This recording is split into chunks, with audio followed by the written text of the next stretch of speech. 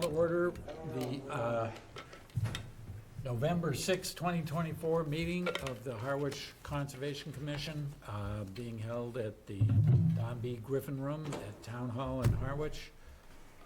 Participation in this meeting is possible in person as well as online or by watching TV.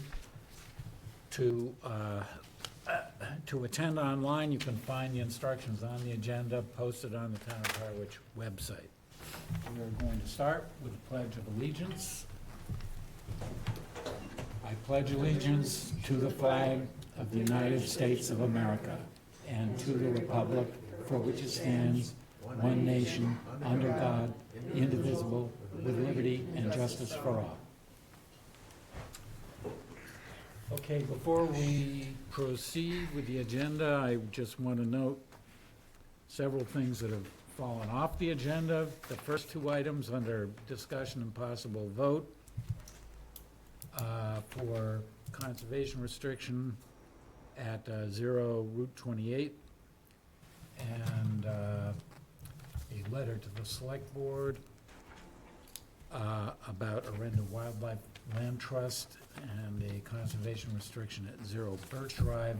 They are being deferred. I guess continued is not the right word here, but to our next meeting on the 20th, right? Correct. We don't have a voting quorum present for those, so they will be on November 20th. Okay, and the other item is 11 River Bend Road. Also, because of quorum issues, we will need to continue. Do we need to vote to continue it, I guess? At the time, when we get to it, we will, but there'll be no testimony. Anyone here who's attending for that, it's not happening tonight because we have quorum issues related. And that will be November 20th as well. Okay, so given those things, the first item on the agenda for tonight is the notice of intent for 23 Ships Haven, map 12, parcel Y3-10, for garage removal, additions, septic mitigation planting.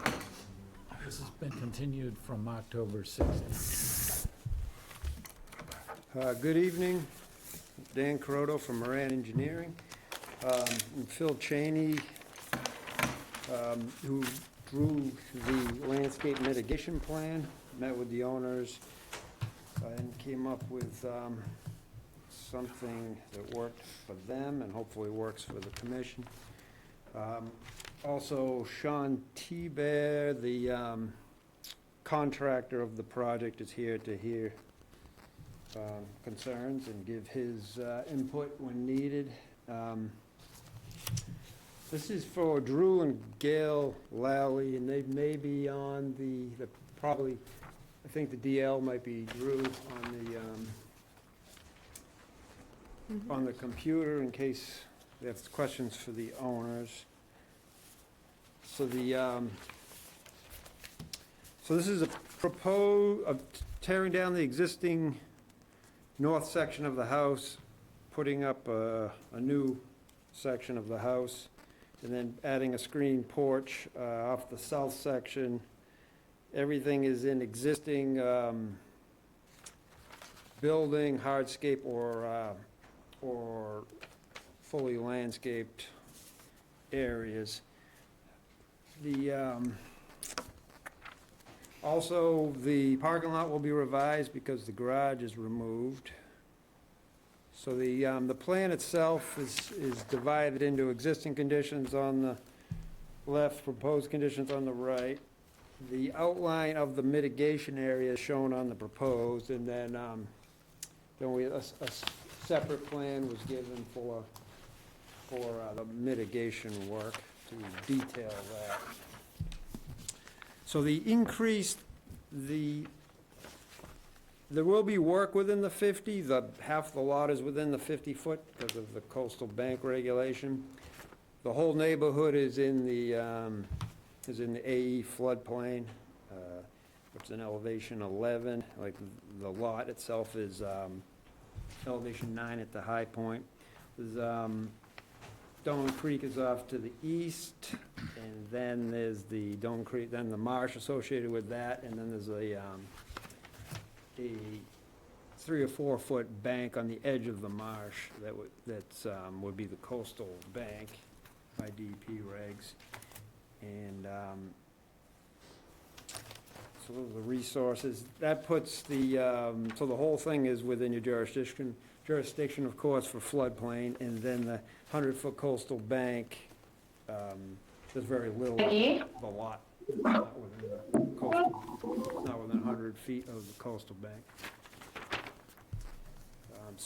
So the increase, so there'll be no increase within the 50 foot to the top of coastal bank. There's some removal of hardscape to make up for any increase to the north of the new addition. The addition extends about 2 feet north of the existing house.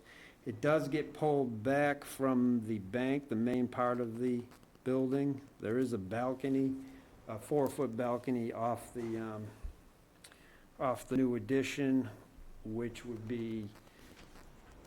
is the landward side of the rinsing station and walkway that's already there. So we're hoping, it's on that's a second floor, whereas they'll be removing the hardscape that's on the first floor. So the increase in coverage would be within the 50 to 100. That comes out to 348 square feet. A lot of that is on the driveway side of the building, and then the proposed porch to the south. So for that, Phil has drawn a plan to increase the buffer, the native plants, 800 square feet adjacent to the wetland and to the north natural area. There are 2 trees that are requested to be removed that are close to the existing building and will also be close to the new building. One of them is a non-native. One of them is a cedar that's leaning towards the existing building. For that, Phil has added a red cedar and a serviceberry tree on the north side in that natural area.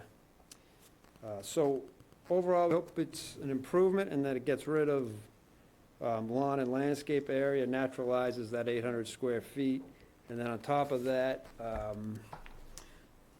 there's an old septic tank still. There's a newer leach field, but an older septic tank that's within the 50-foot setback. As part of this proposal, we'll be removing that and adding a new tank outside the 50-foot and adding a nitrogen treatment unit to that to enhance the septic treatment before it goes to the leach field. With that, I guess if I can turn it over to Phil to go over his mitigation plan. Thanks, Dan. Yes, fairly simply, we're looking at a requirement for 696 square feet of native plantings. We provided about 808, and currently a good part of it is cleared up to the coastal bank or close to it, and those are the areas that we're trying to fill in, kind of gain at least a 5-foot minimum buffer along in there. Some areas are fairly tight, but I've got a very diverse plant schedule, including the 2 trees to replace the ones requesting moving, a variety of sizes and heights that I think will add to the wildlife habitat in that area. We're also calling, there's some bittersweet vines that are encroaching and wrestling amongst the existing cedar line in particular. We just got the note there to control the vines via the cut and swipe method along in there. The landscaper has an arborist who will be coming in to do that. So I think we've covered the commission's requirements for mitigation. So I guess that's the proposal as we see it. Okay, thank you. Thank you. Amy? Thank you. As Dan stated, they are requesting a variance from the 50-foot no disturb zone because they are proposing to do work within that area. That being said, there'll be a small 3 square foot net reduction in structure in the 0 to 50-foot buffer, and a 351 square foot increase in the 50 to 100-foot buffer, and that is composed of the proposed porch as well as some of the addition. All of the property is, I think, is in the flood zone as well. Their requirement at minimum is to provide double the amount of mitigation as new structure. I encourage them to go a little bit over that if they possibly could. There is a lot of room on this site to improve habitat and function of to the resource areas here, which you have a very short coastal bank and salt marsh. So the site there's an attestation that the owners and the contractor, landscape contractor that I know well, that this property's been maintained as such for a long period of time. And I do recall having gone to the site before when they have had hazardous trees break down, that the mulch beds that are there right at the top of the bank have been there for a very long time, the patio there and the stone walkway. So, that being said, we had met on site after the last meeting where we just continued and talked about where and what appropriate mitigation there would be, and brought up the fact that along the top of the coastal bank where cedars and some of the exotic cypresses are, it's pretty heavily colonized with an understory of bittersweet, and I would add honeysuckle to your cut and white method, or just cut method. Did make sense to be adding a lot of mitigation in an area where they could easily be overwhelmed by this invasive, very aggressive vegetation. So the owners seemed amenable to that on the site, and this part of the proposal. It's, there's a very nice variety of appropriate native plants for here, in addition to 2 trees, several larger type shrubs, black chokeberry, sweet pepper bush, etc. And then in the area where they currently and have had a view, some lower vegetation, so that way going forward, it's not going to lend itself to needing to be routinely pruned to keep that view. So, I think it's going to, and also they are adding IA treatment to their septic system as well. And I have spoken with the representation here tonight, as well as the owners, that fertilization, herbicide use, pesticide use will no longer be permitted on the property, also being a benefit to the marsh and Allen's Harbor. So I would recommend approval of the project. Okay, thank you. Mark? I agree with Amy. Yeah, I agree, but I don't know what IA treatment means. Sorry, innovative alternative. It's a component that you add to your septic system to further decrease the amount of nitrogen. Thank you. I think it's an improvement, eliminating a garage that probably had automobile storage in it. There's always a possibility of contamination, and I think it's a good improvement myself. Okay, thank you. I guess I would just like to emphasize Amy's final statement about treating the lawn and the beds. And also point out there's an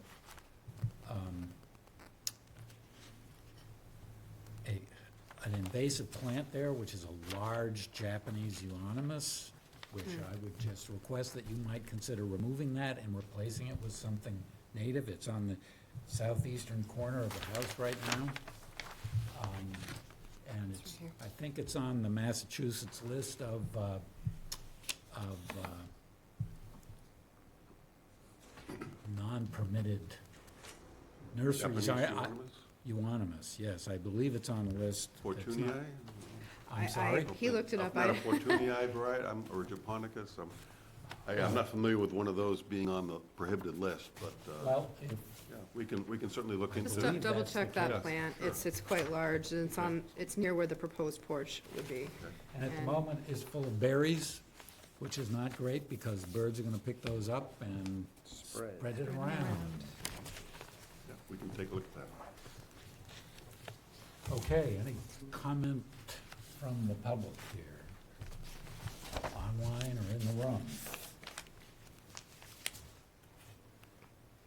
I don't hear any further comment. Any other comments from the commission? Otherwise, would someone like to make a motion? I'd move for, Go I'll ahead. move for approval. 23 Ships Haven. I'll Map second 12, that. parcel Y3-10. Wayne seconded. Yes. Seconded. Further discussion? Hearing none, all those in favor? Aye. Aye. Thank you. Thank you. Thanks, Amy, for meeting us out there. Anytime. Next, we have a notice of intent for 2 Rebecca Road, map 57, parcel A1-1 for the construction of a horse barn and paddock. This has been continued from October 16. Good evening. David Little and Hannah Green. Let's keep our fingers crossed that maybe the third time's a charm. Hannah, I didn't have the opportunity to meet with Amy on site, but Hannah did, to review the site again. And Amy has made some recommendations which we wholeheartedly accepted, and we provided you with the revised plan showing a mitigation area now where we have an area that we want to enhance with native shrubs, 25 total, to include shade-tolerant plants such as sweet pepperbush, high bush blueberry, black chokeberry, nannyberry, viburnum, sheep laurel, or inkberry. Hannah's going to choose from those and do some sort of mixture to put in that area, which will further improve wildlife habitat on the site. Additionally, and I don't know if it's permittable, but I did get an email from Amy late last week indicating that she wanted to see a limit of work on the plan. I have revised plans with a limit of work on them. Can I hand them out? If that's acceptable to you, it's just a limit of work. It's just a limit of work, and I also revised my project narrative because I am, in the alternative option that I provided everybody, I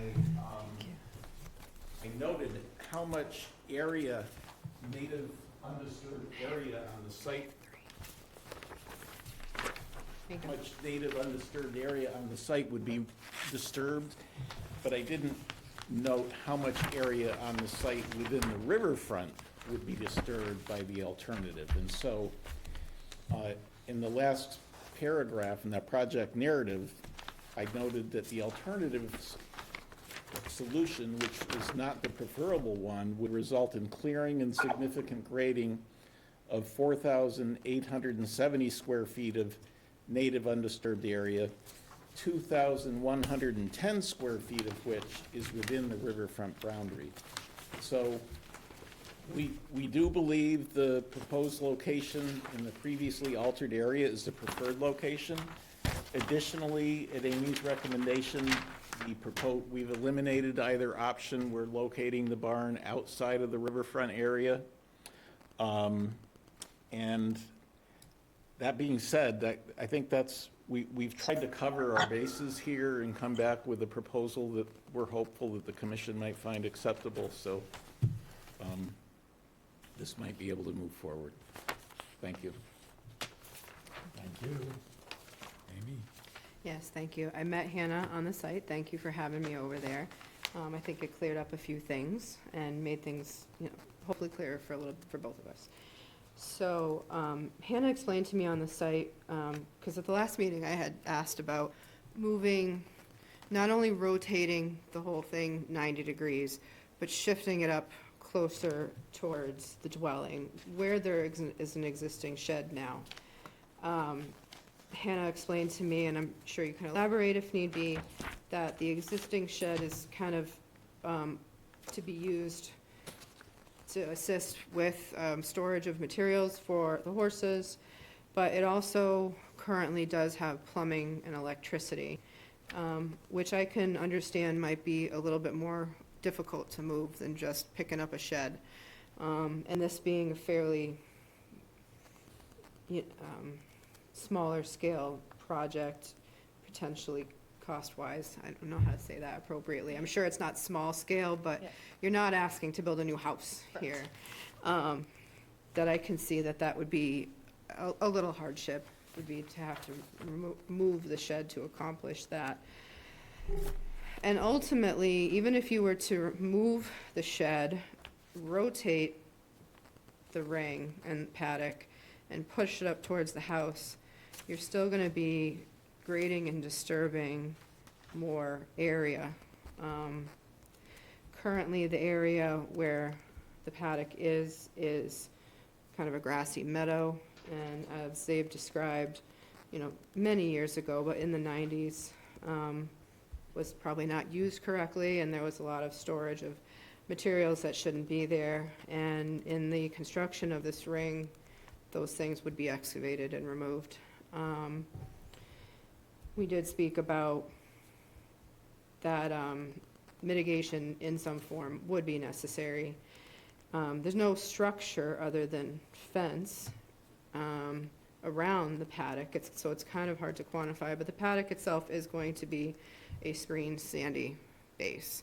So I had suggested trying to come up with somewhere near that same amount of area that you could restore the understory to with native plants, and pointed to the area directly to the north where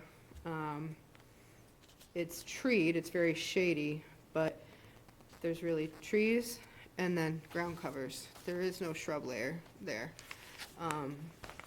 For one reason or another, that area has not been altered in a while, but it could really benefit habitat-wise from some diversity. So I'd made the recommendation of this list of plants, and I would suggest picking at least 3 of the types. I'm happy to talk with you about which kind of work best together, and doing them in like clumps of 3 so they can eventually colonize the area.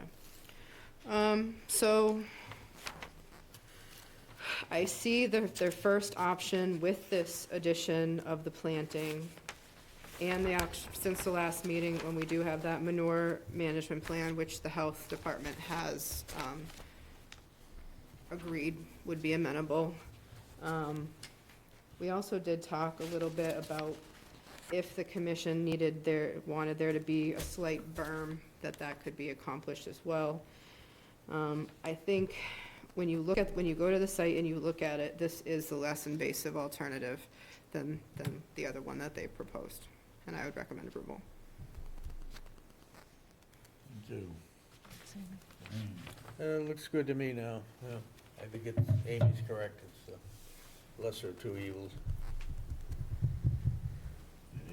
No questions, I defer to Amy on this. I agree with Amy as well. Okay, I have no comments. And we understand the non-use of fertilizers and things like that for this area, as you mentioned at the last meeting. We heard you loud and clear. Good. Okay. Any comments from the public? Anyone in the room or online? I don't hear anything. Can we have a motion?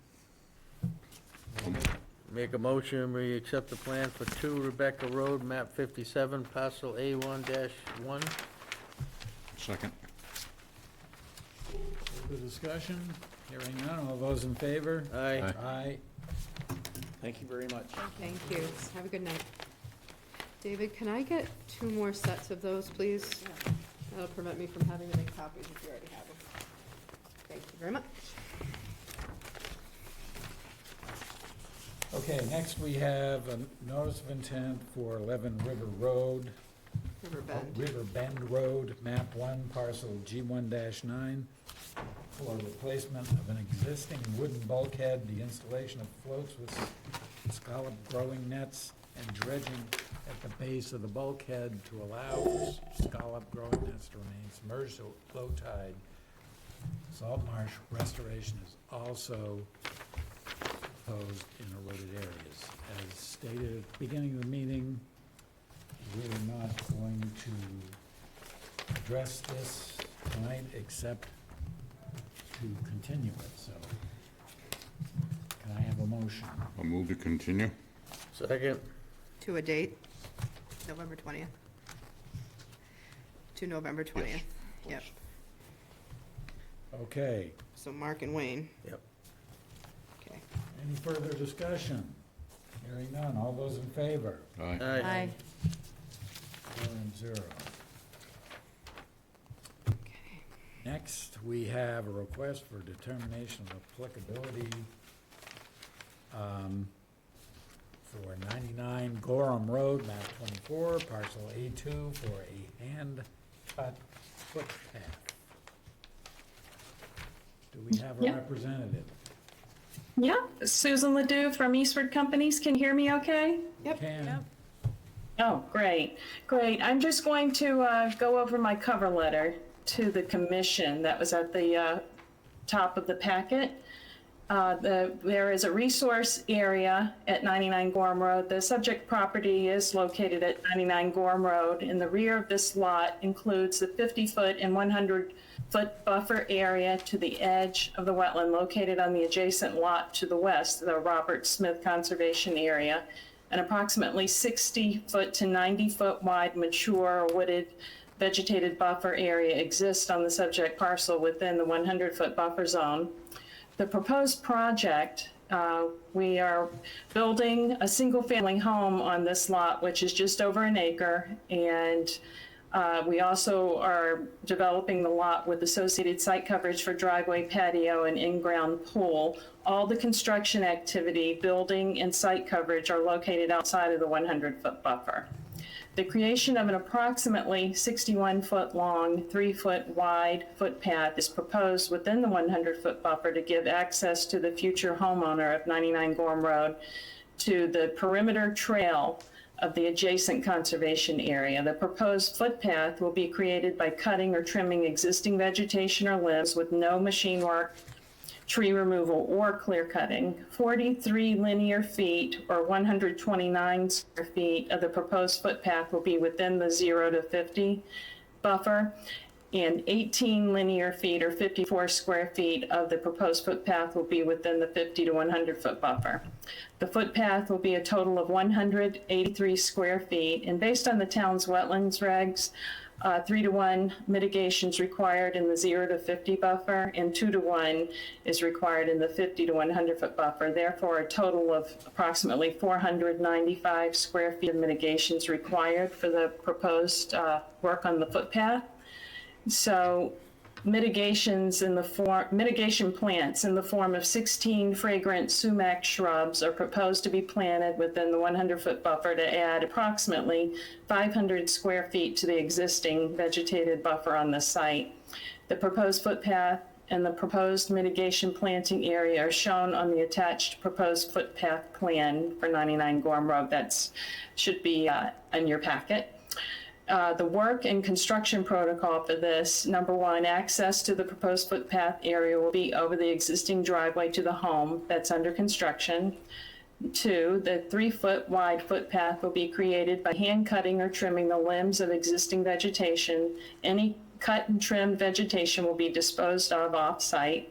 3, no existing trees within the vegetated buffer within the 100-foot setback area are proposed for removal with this project, and no clear cutting or ground disturbance will occur. And 4, the mitigation plants will be installed within the 100-foot buffer to add to the existing mature vegetated buffer area. And the center line of the proposed footpath was staked. We first proposed this or submitted it in July, so I'm hoping that the stakes are still there.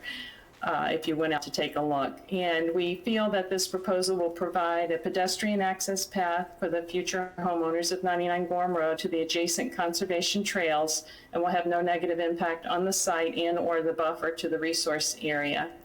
And I'll be glad to answer any questions. Amy and I have had some emails, and she had made a suggestion, but I'll let her discuss that. Thank you. Thank you. Thank you, Amy. Thank you. The stakes are still there, by the way. Great. Yeah, and the limit of work has remained tight. There's been no activity past the limit of work into the buffer zone, so that's good. At the last, when they submitted this, a question we had was for them to determine whether or not, in order to connect this path to the path that's on the trust property, which is the Cold Brook Eco Reserve, whether there would be any need for any vegetation clearing on the trust property. And they had a surveyor out to check that, and where this path ends literally is right on the path that's existing for Cold Brook, so no additional work would need to be done. What I had mentioned as a minor change, which I think could easily be sketched, changed, is that the plants be shifted closer toward, to the edge of existing clearing. Right now, I think as shown, there might be a gap between the edge of clearing and where some of these plants could be, which is kind of a grassy meadow area where the birdhouse is now. So just shifting things so that they're at the edge of existing clearing, not necessarily at the 100-foot buffer zone line, but more toward, 75 to 100 feet roughly area. And if the fragrance sumac will make a nice thicket, which is great because it'll dissuade, hopefully, like future cutting and management of the area. But if the owners wanted to add in a little variety and do some sweet pepper bush and arrowwood viburnum as well as a mix in, that would be amenable to, in my opinion. So I would recommend approval with a -3 determination. Work is buffer zone. Okay, thank you. Vivian? I don't have any questions. No questions, it looks pretty simple. I have no questions either.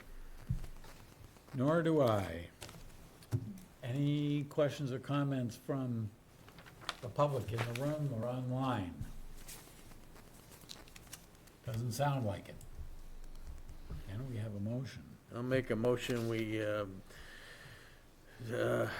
a -3 determination of applicability for Eastwood Companies at 99 Gorham Road, map 24, parcel 82. Second. Further discussion? Hearing none, all those in favor? Aye. Aye. 4-0. Thank you very much. Thank you. Have a good night. Good night. Right. So next we have a request for determination of applicability for 2121 Head of the Bay Road, map 108, parcel K2, for the installation of temporary quad roll array to stabilize the coastal bank while applicants seek permits for a riprap wall. Good evening, Lynn Hamlin, representing the applicant. I assume you can hear me? We can? Good. I apologize for not being there in person, but I'm recovering from COVID and I didn't want to contaminate you. So I'll stay here in my kitchen. This project is the project that keeps me up at night. Through no fault of the client, he's experiencing some accelerated erosion on his coastal bank. If you remember this project in May of 2021, you approved a restoration and invasives management project. And that project was approved to be done in phases, and a couple of the phases got completed. The invasives were removed from the bank. The bank was stabilized with ground cover and covered with erosion control netting. And then in the course of that process, or sometime within the last year and a half, the pipe that drains an extensive wetland system across the street broke. Where it used to discharge further out into the mosquito ditch, it now broke closer to the base of the bank and is causing the mosquito ditch to collapse, which is changing the flow pattern of the incoming tide and exacerbating the erosion. I was shocked when I saw it. I've been visiting the site regularly since we started, probably in 2020 or maybe even 2019. And I was very shocked to see the extent of the erosion. And I'm relying on the property owner's intimate experience with it. I wanted to get you some photographs showing where the tide regularly comes up against the face of the coastal bank, but I didn't have time today.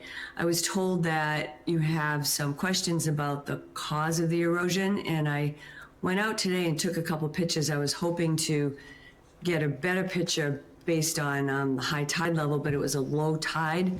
There'll be a higher tide on November 14th, and I'll try to get you a picture then. But if I could just, can I share my screen, Amy? We can make you presenter Okay, for this 1 I'm second. gonna try. You can tell me if you can see anything. Try again, Len. I don't know what I'm doing. Let me see. Let's see. Should be a Screen share share. screen. There you go. Preferences to grant permission. Well, you might just have to have a narrative because I'm not sure what I'm doing. Oh, maybe this will do it. You know, I don't want to take up your time, and I apparently am not savvy enough to do this. So I would just explain, and hopefully you can picture it in your head. But if you stand, I climbed on top of, and these are the pictures I can't seem to share with you, where the erosion is occurring, and looked down onto the marsh. And if you do that, you can see where the bank is collapsing. And what's happening is it's eddying in front of the marsh, actually destroying a portion of that marsh because it's inundated with water too much, and scooping around in kind of an eddy or whirlpool and rushing up on the bank. You can see that if you position yourself where the erosion's occurring on the top of the bank. If you look in the other direction, you can see where it matches, put your back at the marsh and look up at the bank. You can see that on either side where the drain pipes for the runoff occur, there's no erosion there. There's no moving of the leaves, there's no gullying, there's no sediment flow. The erosion is occurring right where the water comes in, where the ditch is collapsing because of the pipe, circles around and comes up on the bank. We will be proposing a permanent solution, but it's become so bad so quickly that we're nervous about the winter, and that foundation's about a minute from being exposed. So we wanted to get some temporary core logs in. This is a great expense to the applicant, who also has to repair the pipe. The pipe drains a property across the street, but because it discharges on his property, he is the responsible party to fix the pipe. Our initial research doesn't show that it has any local, state, or federal permits, so we're going to have to start from scratch. He's retained both an attorney to try to get the party who benefits from the pipe to help with the permitting, and he's also hired Down Cape Engineering to do the additional survey that we need for a Chapter 91 plan, and to do the pipe design as well as the riprap design. So we're really concerned. I would have put this meeting off 2 weeks, but Nick Crawford from Crawford Land Management wants to get in there and secure this bank before it collapses anymore. And hopefully you will appreciate everybody's concern and approve this project. Okay, thank you. Thank you, thank you. So for the commission, the resource areas here are coastal bank, salt marsh, land subject to coastal storm flowage, as well as Pleasant Bay, area of critical environmental concern, which is not necessarily its own, actually it is a resource area, I think ACEC's. But this house that is on property dates back to 1940. To reference, the Wetlands Protection Act came into full effect around 1978. What they're proposing is what's considered a soft solution.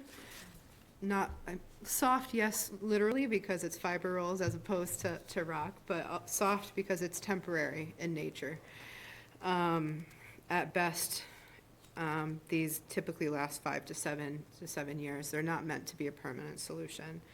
Regardless of the cause of the erosion, which they need to address moving forward, is, and that's for their own benefit, is to address that, to fix the pipe and to whatnot, is the fact that this is a pre-78 structure.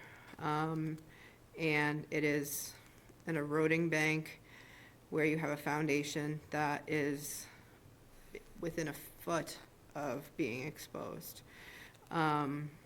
So I would say they would qualify for having a negative determination, allowing this project to temporarily stabilize that enough to buy them some time to study the area more.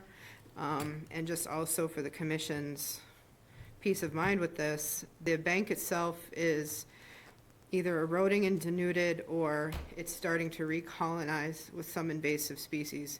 There is one cherry tree that I think will need to be removed, if possible. We're proposing, no, sorry. Proposed- We're proposing to remove it in order to lay the core logs, and we don't want it to, it's about to be unearthed, which will just further Right. stabilize the bank. Right, exactly. That's what I was gonna say, is that half the root mass is already exposed, and if it comes down, it's gonna take even more of the bank with it. So, as they prepare for their next filing, I think this is a reasonable request. It is considered a soft solution. It's not gonna have a negative impact on the stability of that bank. It's just gonna improve it temporarily. So I would recommend a -2 and 3 determination, because this is both in a resource. Actually, no, it's completely in a resource, so it's just a -2 determination. Thank you. Looks like a good stepping stone to me. Curious about one thing, how are you gonna access it to do the work? Going to come down the end of the driveway and exits, or, I'm sorry, I have COVID brain. The driveway comes right to the hedge, so we're going to cut a hole through the hedge and go down the bank, make a ramp down the side of the bank, and it's just, Nick said he's just using a small excavator or a skid steer, and then the rolls will be installed by hand. I have, so they're 10-foot long, 20-inch high-density coral fiber rolls that's wrapped in matting and secured with duckbill anchors. Do you have a weight on those? I do not. Okay. Mark, weren't you asking if the first one would be potentially partially buried to help hold that on Yeah, this? I was Sorry. just concerned about Yeah. the toe of it, that's all. Yes, it's in the narrative that the first one is buried halfway Okay. to provide some stability. Yes. Thank you. All set? Yes. Questions? No questions? Wayne? I see this as really an emergency situation. We gotta help these people save their house and put it in, be done with it. Until they get their plan together for a hard structure, and then we'll go from there. Yep, I agree. So I have one question, which is, Lynn, you said that one of the cause, or one of the causes of the erosion is the fact that the pipe broke, which I hadn't seen in the narrative. So why wouldn't part of the near-term solution be re-extending the pipe to get the outflow away from the bank? We are. but because it discharges in local or state and federal jurisdiction, we have to get local, state, and federal permission to do that. It doesn't appear to have any permits whatsoever, so we can't just go repair it. They need Army Corps of Engineers because it's below Army me. Corps, the Chapter 91 license, as Amy said, it's in an ACEC, so we need to go through probably CZM, Coastal Zone Management, and, MIPA. Yeah. It's a complicated and extensive project. It will probably take, if everything moves right along, at least a year. It just takes that long to crank through the permitting process. So while Dan Ogeler is designing the riprap, he will also be designing the extension of the discharge pipe, yes. Okay, so what is the order of this? What is the order of that permitting process? I thought it started here. It will, so they'll put together a notice of intent application that's gonna be for fixing the pipe as well as doing the wall.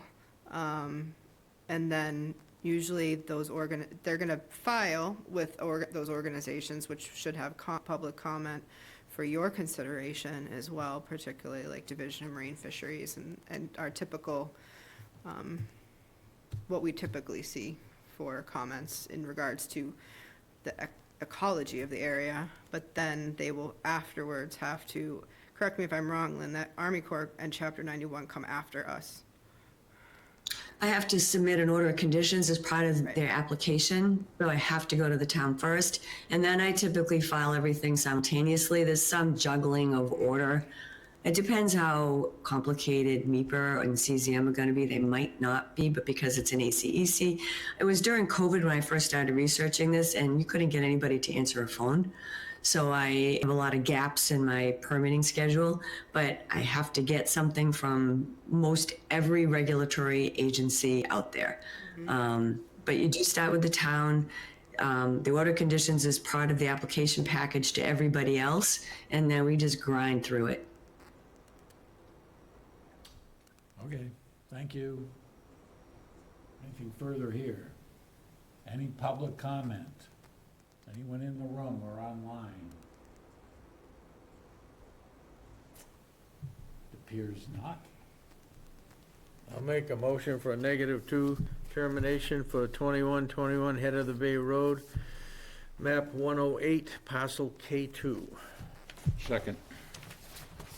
Discussion? All those in favor? Aye. Aye. Okay, next we have a request for determination of applicability for The hot seat. Wait. 0 Bells Neck Road, map 37, parcel C10. Relocation of public parking area farther from wetland. Good evening. Amy Usowski, Conservation Administrator, representing the town of Harwich for this application. I will not be making a recommendation to you because that is a conflict. But the request is to relocate a public parking area that is currently on Bells Neck Road within 5 feet of the edge of a wetland, a very low coastal bank and salt marsh associated with the upper reaches of the Herring River.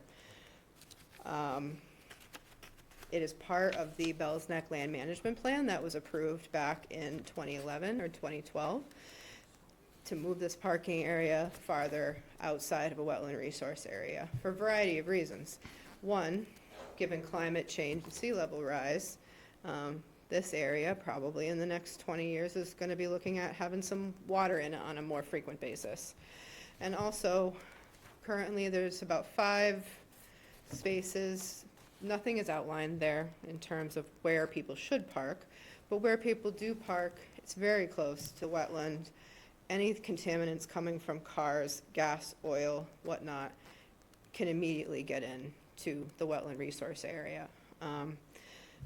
So what we have proposed, we looked at a couple of options in the general area. We had hoped to get it completely outside the 100-foot buffer zone to the wetland, but to do that would put it within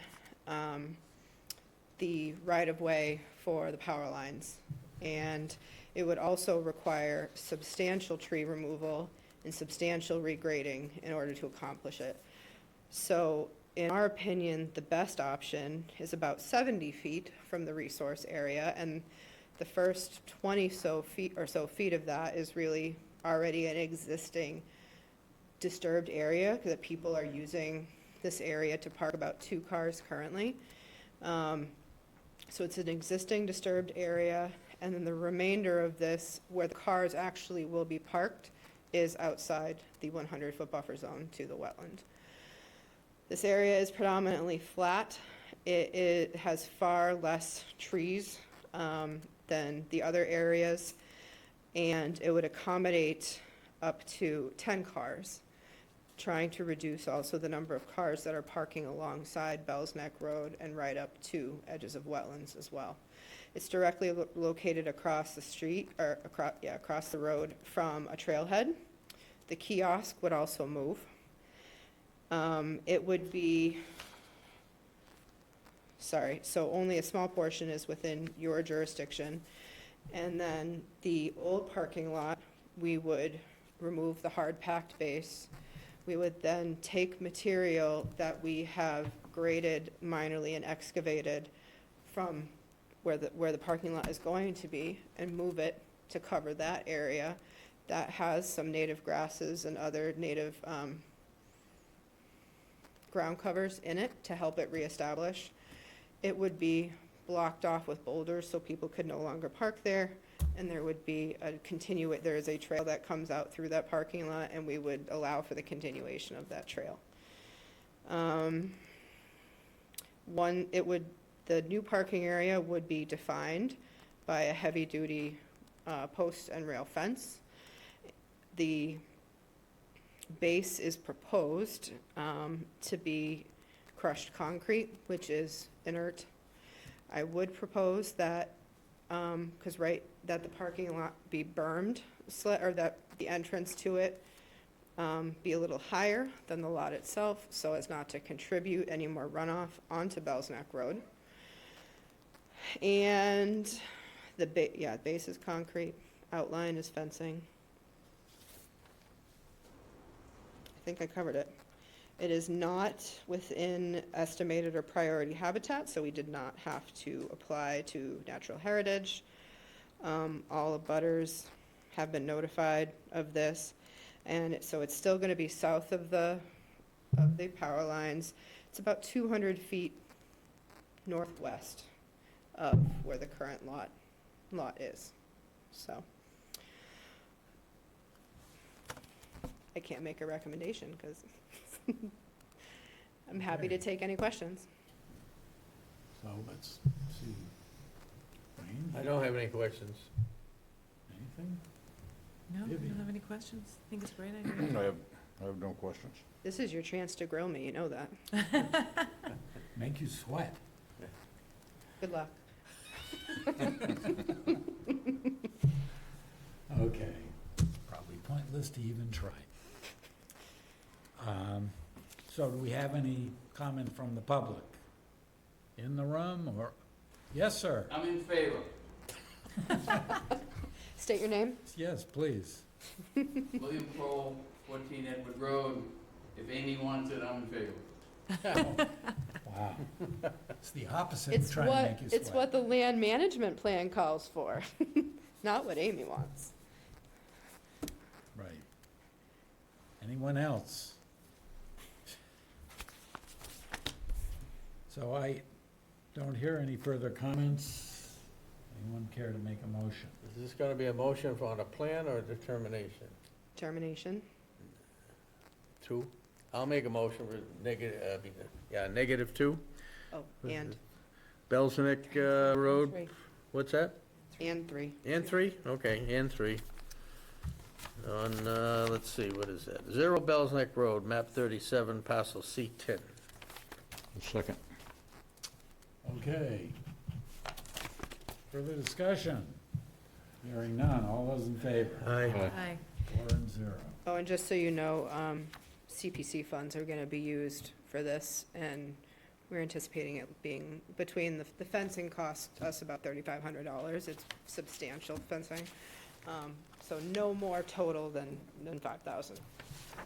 All of which covered by community preservation funds that we already have. Thank you. Okay, thank you. Nice, thank you. Okay, next we have some certificates of compliance. Starting with a certificate of compliance for 64 Depot Road, map 16, parcel M5, SE 32-2380 for construction of a 410 square foot addition over a 326 square foot portion of an existing deck. I don't think anybody's here for it. I can speak to it. The work has been completed for a while now and is in compliance. They had to hold off a little bit to make sure the mitigation plants were doing well. Can report, it's a small, but it's one of the better mitigation planting results I've seen. They've really let it naturalize, not maintained at all, other than maybe keeping out some invasives, but there's few invasives in the area anyway. But it really now almost completely looks like a natural wood line. So I would recommend a certificate of compliance with the ongoing condition prohibiting chemical application. Thank you. Comments? Sounds good to me. Anyone? Nope. Okay. And we have a motion. I'll make a motion that we grant a certificate of compliance for 64 Depot Road, map 16, parcel M5, SE number 32-2380. Second? Any further discussion? Hearing none, all those in favor? Aye. Aye. Next, we have a certificate of compliance for 49 Snow Inn Road, map 15, parcel N2, SE 32-2479 for the reconstruction of an existing pier, ramp, and float with dredging.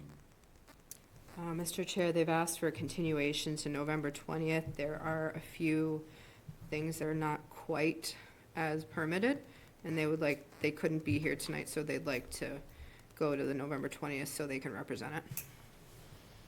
Okay, do we need to vote on a continuance, or? Yeah, that would be, just to, if you could, that would be good.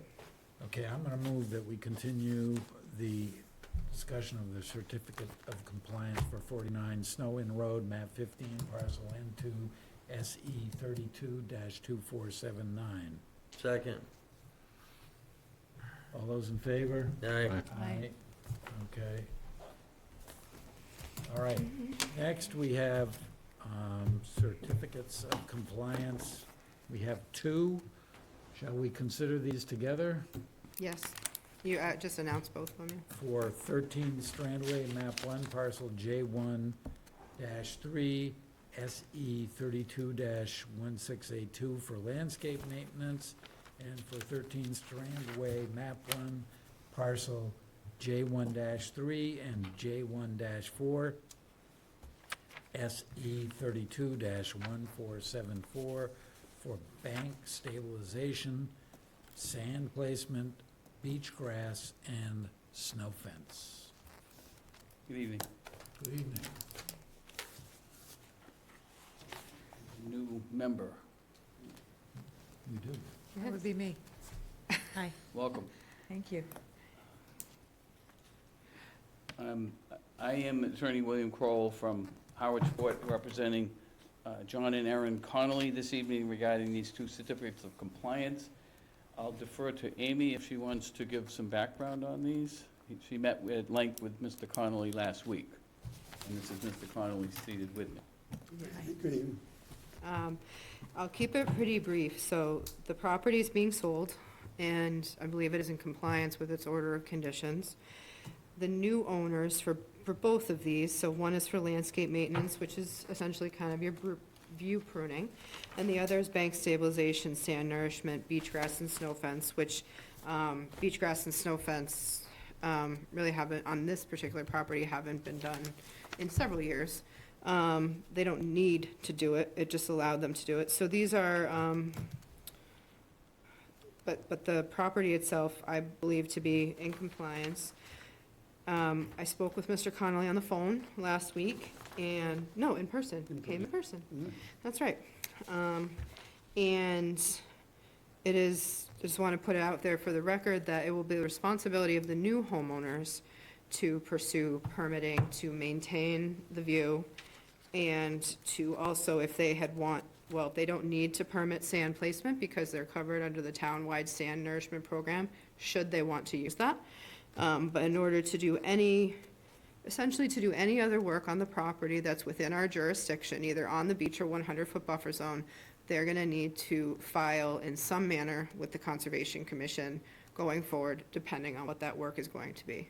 So I recommend certs of compliance with no ongoing conditions to completely close these out. I have a couple of comments, if I may. Please. Mr. and Mrs. Connolly have owned this property for almost a quarter of a century, and they've been good stewards of it. And there's a lot of continuity here. There was an original handwritten landscape plan by Warren Nichols, who Mr. Colson and Mr. Coleman know, and I know.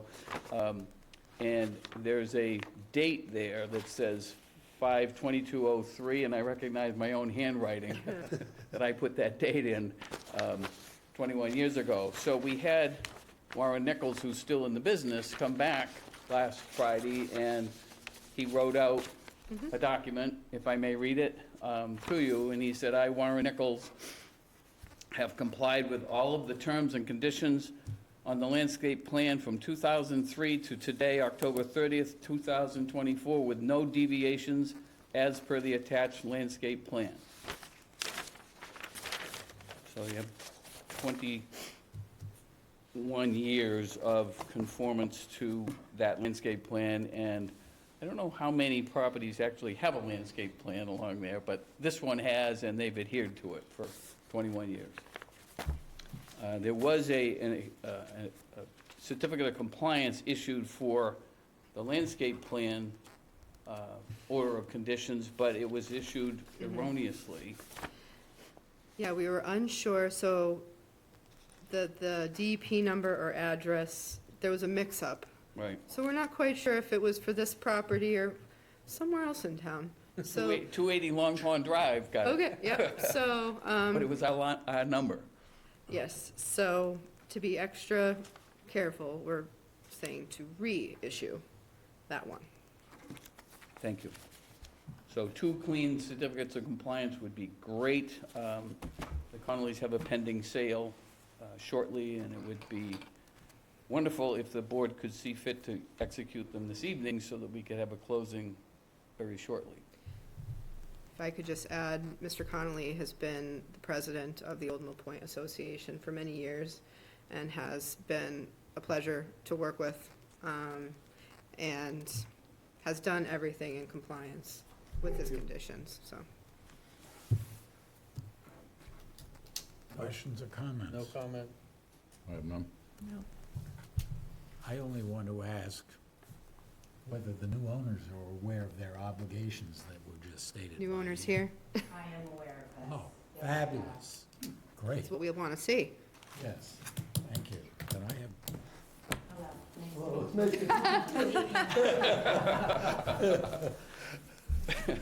And you're aware of these conditions because you currently live on Shore Road, right? Yes, we have a house on Shore Road, and So- Home Depot Road, so we're used, yes, we're familiar with it. Hi. okay, so can we have a motion? Oh, Am I allowed to ask a question? You come up to the mic and identify From yourself. here? Yes, Okay. please.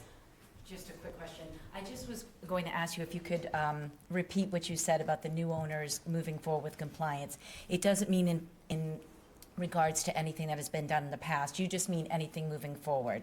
So So if if- you wish to continue to do view pruning on the property, Right. you will need to apply and get your own order of conditions allowing you to do so. Okay. Even if it were in accordance in which what has been done all of this time, nothing different, we still need to get, Still need to, yeah, this is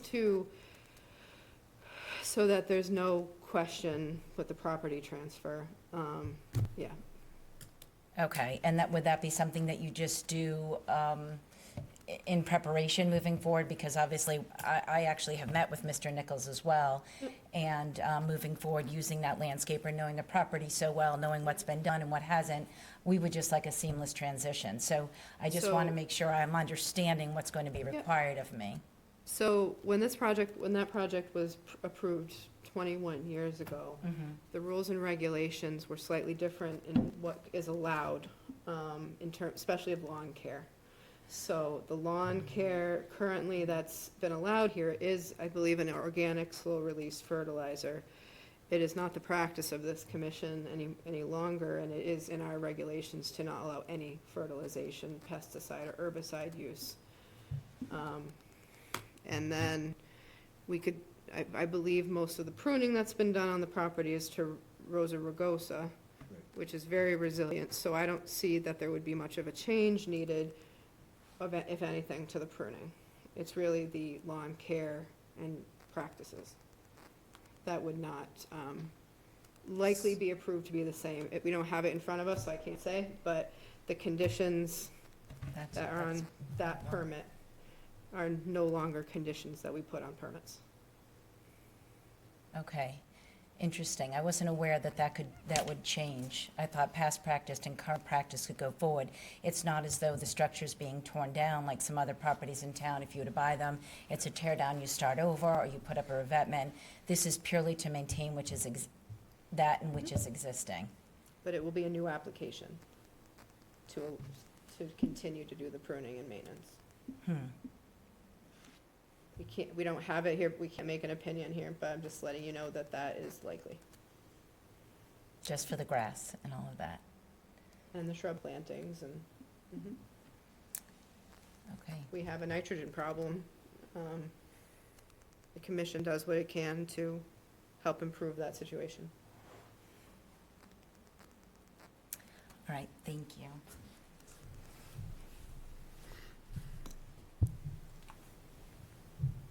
Okay, where are we here? We don't have a motion. No. You guys didn't comment yet, I don't think, if you had Okay, any. I have a question on the motion. We need to address both of these SE numbers? Yes. They're different, right? Okay. Any other comments from the commission? I have none. I'll make a motion then that we issue a certificate of compliance for 13 Strand Way, map 1, parcel J1-3, SE number 32-1682, and also... 81, sorry. I believe it's 1681. Okay, the 1681. 82 here, okay. 13 Strand Way, also 13 Strand Way, map 1, parcel J1-3 and J1-4, SC 32-1474. Second. All those in favor? Aye. Thank you. Thank you. Thank you. Thank you. Will those be able to be executed this evening? Well, we have to go, yes, they're gonna be signed, but they're not gonna be ready until probably later tomorrow at earliest. That's fine. Yep. Okay. By the way, just for the record, it has been a pleasure dealing with, especially Amy. She's been very accommodating in bringing two groups together, you and us, you and the citizens of the Harwich, so, Gonna miss having you and Bear in town hall. thank you. Bear. Miss having you and Bear in town hall. I think reverse that probably. There's two. Thank you. Thank you. Thank you.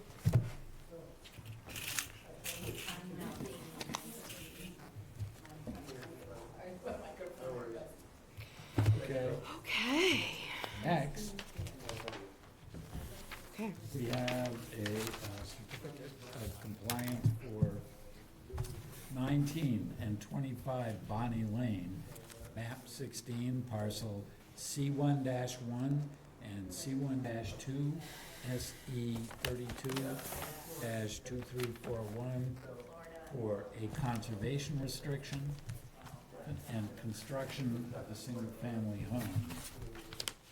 Conservation restriction is on a portion of 25 Bonnie Lane, map 16, parcel C1-1. For discussion and possible vote. Yes, sir. Attorney William Kroll again from Harwich Port, representing the, Mr. and Mrs. DeStacio. So I have, I was here in June 20th, I believe, regarding this matter, and looking to hopefully wrap this up this evening with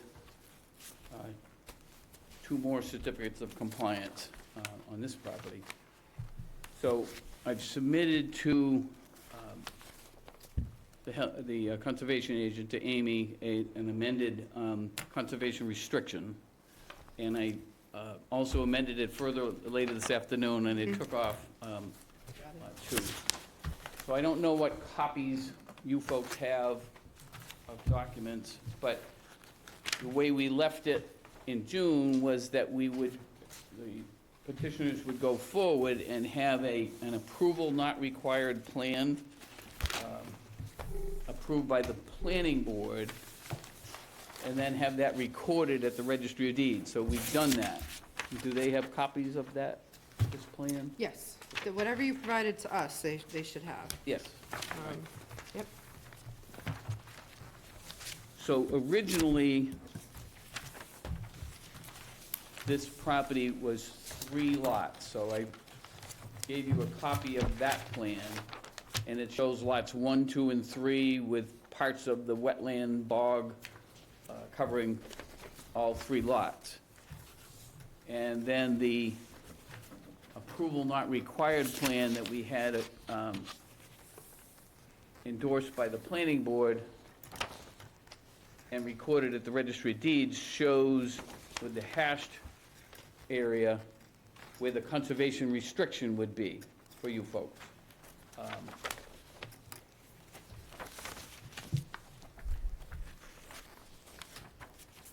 And then the arrangement was, the proposal was, I should say,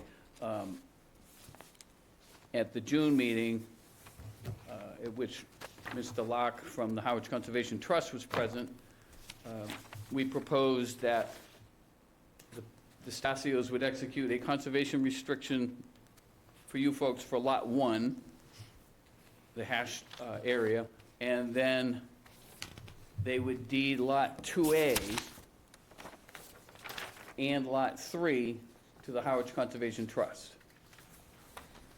So they would own that, the Harwich Conservation Trust would own those in perpetuity, and then the DeStacios would retain Lot 2B down here with a portion of the volleyball court on it to be added to this area here of Lot 1, the part of Lot 1 where the single-family dwelling is on, and the septic system is on, and there's a shed, and then the volleyball court,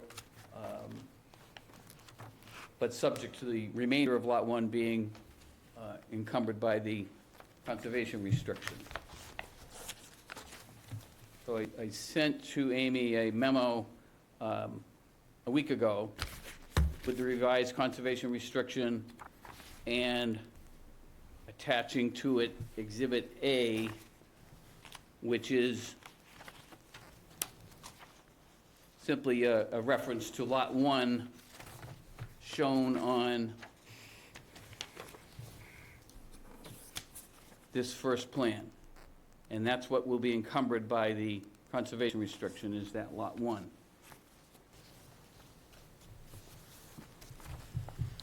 And I indicated that my clients are not willing to sign that conservation restriction, frankly, without certificates of compliance from this board for the 2 outstanding orders of conditions in this matter.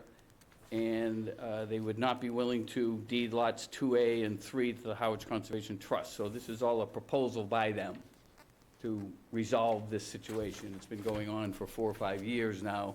We're hoping that this would resolve it. And as I stated at the June 20th hearing, they will agree to cease the use of fertilizer and pesticides on all areas of Lot 1 and Lot 2B. And I mentioned I think you mentioned a downspout at the June 20th hearing. My client indicated there are no gutters, and there's no downspouts. There's French drains on the backs of the house and the shed. I'd but- have to check, I didn't see French drains there. So, But we'll talk in a minute okay. about that. But that's what he indicated. He says, I don't have any gutters to connect a downspout to. I have French drains. And he's, that what they're looking to do is to keep the irrigation system, the existing irrigation system that's located there on a permanent as opposed to a temporary basis, on the condition that he will not irrigate any lawn area within the 100-foot buffer. And I enclose a copy of this plan here. And I put asterisks here at the, to show you where that 100-foot buffer is. And so he would only be allowed to irrigate and keep the permanent irrigation system within that area. So nothing within the 100-foot buffer area for the wetland would be irrigated. And I don't believe you would have jurisdiction over anything beyond the 100-foot buffer anyway. So he's not looking to irrigate anything, any portion of Lot 1 or 2B that's within the 100-foot wetland buffer. And he would like the existing split rail fence to remain, and that's shown on the conservation restriction plan. There's a fence that's shown on that exists, and in the conservation restriction itself, I put in on the Exhibit A that the conservation restriction would not apply to any area within 1 foot of the proposed conservation restriction on the northwesterly, westerly, and southwesterly sides, i.e. 1 foot from the existing split rail fence as shown on the plan, so he could maintain the fence. I also put in that memo, request to Mike Locke, and I don't know if the board is privy to that, Amy, that entire memo or not. Yep, I believe so. Okay, good.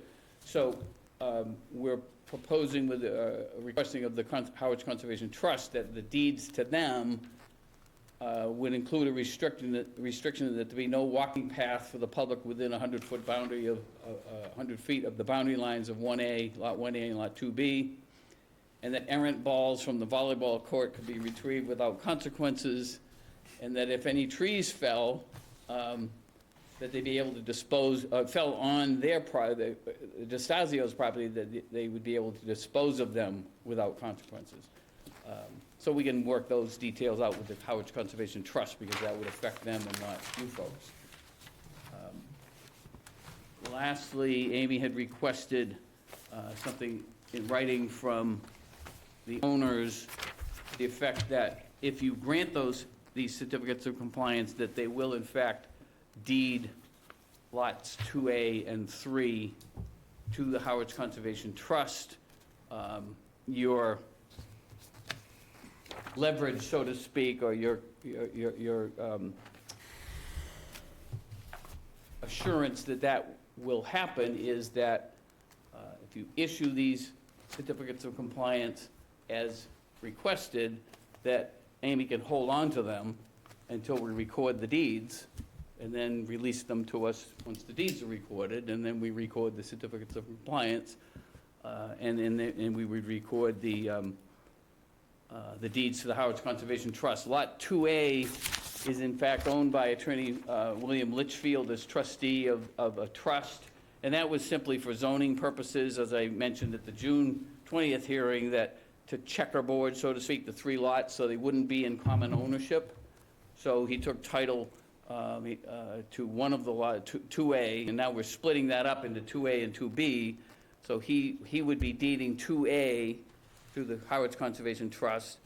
He'd be deeding 2B to Mr. and Mrs. DeStacio to join with their house lot, and the DeStacios would be deeding Lot 3, the third lot on the original plan here, to the Harwich Conservation Trust. And I talked with Mr. Locke today, and he said, yes, Bill, everything you asked us to do in that paragraph, we are willing to do. We have no problem with that. And if need be, he said he would send you an email to that effect.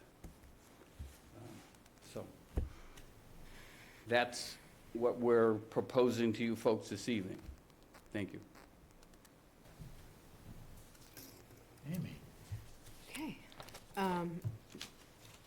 Real quick, what is, other than 32-2341, what was the other order of conditions number? I don't have it numbered on mine. Okay. Sorry. It's all right. Before I forget, that's what I wanted to ask you first.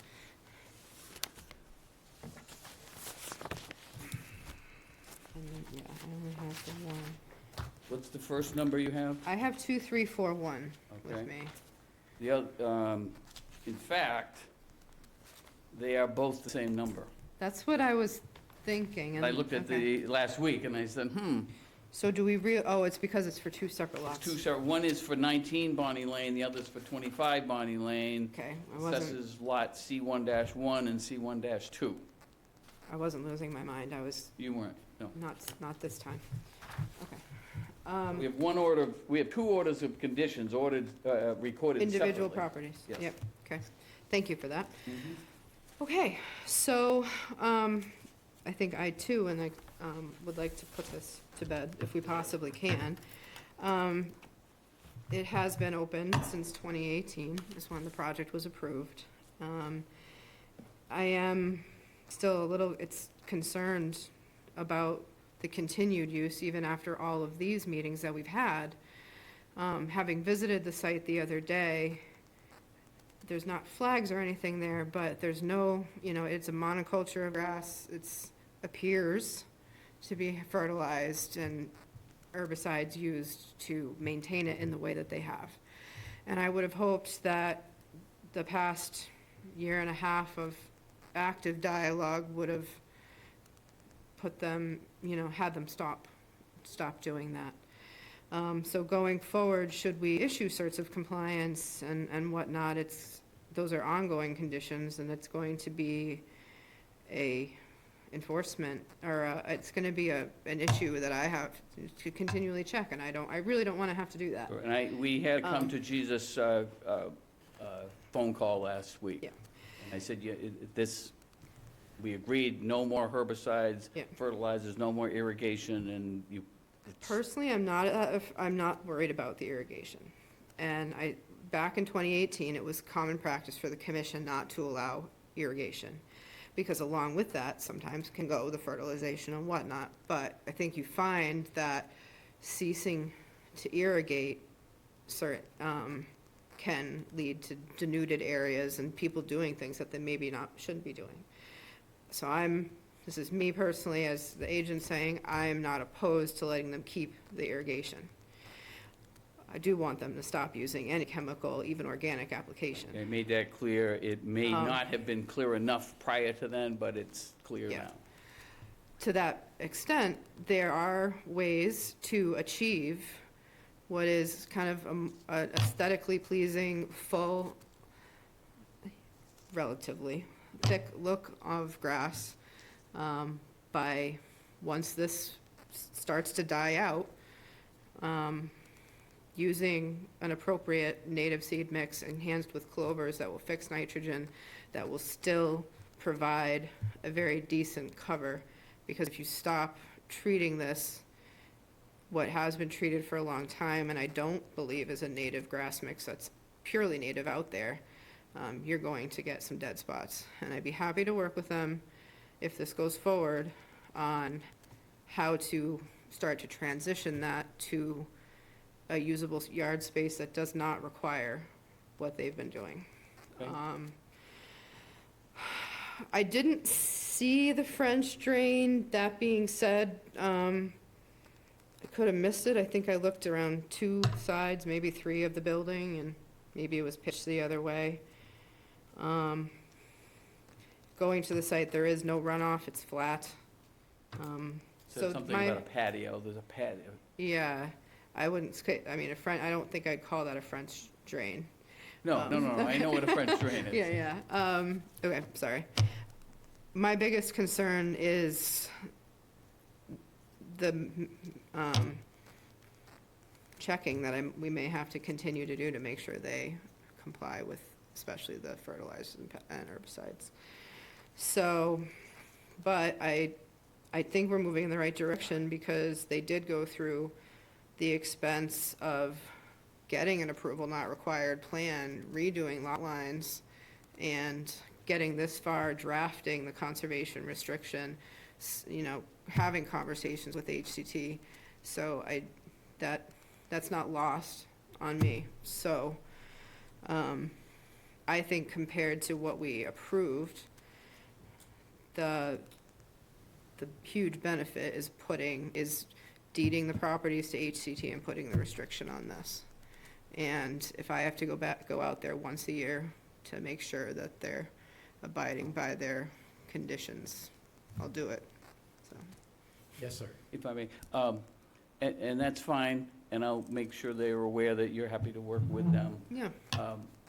I wanted the board to be aware that I was not involved with this project originally back in 2018. I kind of inherited it during COVID, so I've tried to get it along this far, but this was not something that I was involved with from the start and was ignoring the order of conditions. That's not how I operate, but I'm trying to do what I can to resolve it now and have the Conservation Trust benefit and the clients benefit. And I pointed out to them that with the conservation restriction and the deeded property of the Conservation Trust, that oftentimes people are looking for properties in the woods, in a natural environment, and you never say never in my business, brokers and so forth, and people say, well, that can never be built on out there. But in this case, it can never be built on out there. So I said, this is actually adding to your value to do it this way. So, in any event, Decreasing their taxes. and yes, and they would like to get this done by the end of this calendar year, because they would, my clients would get a charitable deduction for giving the property to the Conservation Trust and putting the conservation restriction on this, on their house lot. Thank you. Yes, sir. All set, Amy? I'm all set. I would suggest we move forward with this. Well, let's see what commissioners have to say. This all seems reasonable to me. I think it's time to close the matter. I'm in agreement with that. Okay, I have my doubts. And I think it's more than a little unusual to be making demands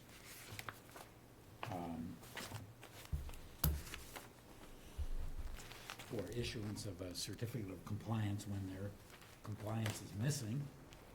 If I may, Mr. Chair, it's not a demand. It's a request. It's not a demand.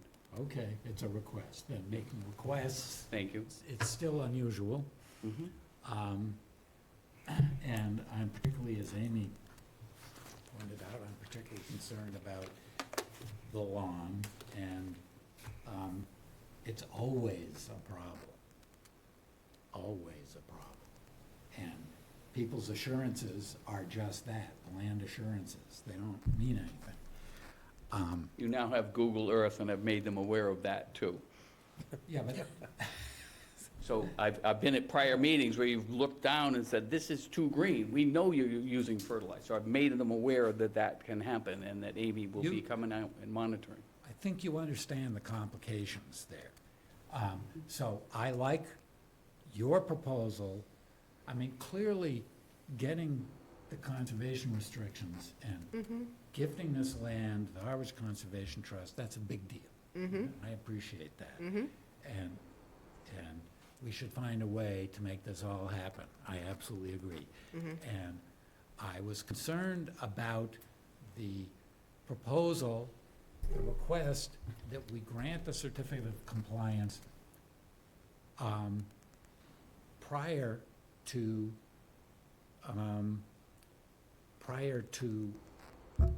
the donation to HCT. But now you're proposing that Amy holds on to the conservation restriction, Mm-hmm. and the documents necessary to actually record the transaction. And so that pretty much alleviates my concern about that. Good. It just leaves the issue with the lawn. So, and I went by the property today to have a look and remind myself how green the lawn is. And when I was there, there happened to be a commercial landscaper. It was lunchtime, and they were parked in the cul-de-sac there. I don't know for a fact that they're the people who deal with the lawn there, but the lawn looked freshly mowed.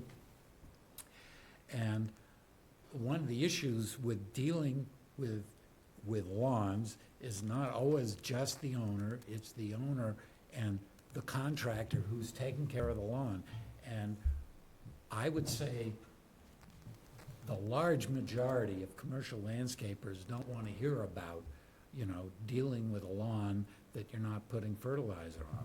And you can even tell them you don't want fertilizer, and they'll still, it's just in their process. So my proposal is that the owner retain one of the shorter list of local contractors who actually know how to maintain a nice lawn without herbicides and fertilizer. And I would like to see that happen. I would like to see, along with, Amy hanging on to the paperwork for recording the deed, I would actually like to see the owner present an agreement that he's made with a local landscaper about how they're gonna care for the lawn. Rather than just letting this slide, and I think the odds are more than 50-50 that if we just say, okay, it's all fine, we'll go back there in a year and the lawn will still be green. Do you have the name of the supposed contractor? Because we could at least get them to agree to cease using stuff in the near term. Well, I think, I actually didn't write down the name, it was a big pickup truck with a huge trailer behind, and it was with, whatever the okay. logo is on the Alright. side, I don't know.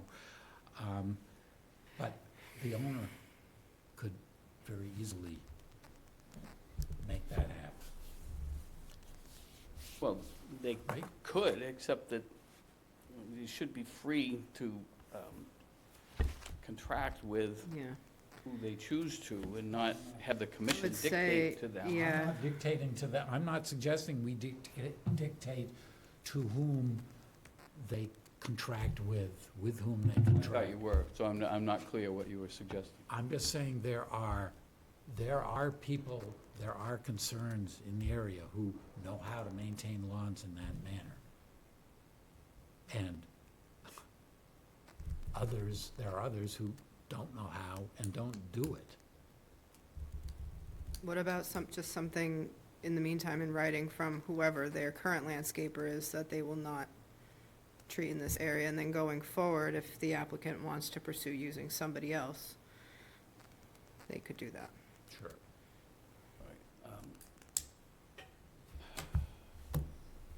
So I need to know the detail of what they're allowed to do and not allowed to do. So they cannot use any fertilizers, herbicides, or pesticides, even organic, within the 100-foot buffer zone. It's in the order of conditions, by the way. Thank you. Fertilizers, Herbicides herbicides, and pesticides, even organic, for all of those.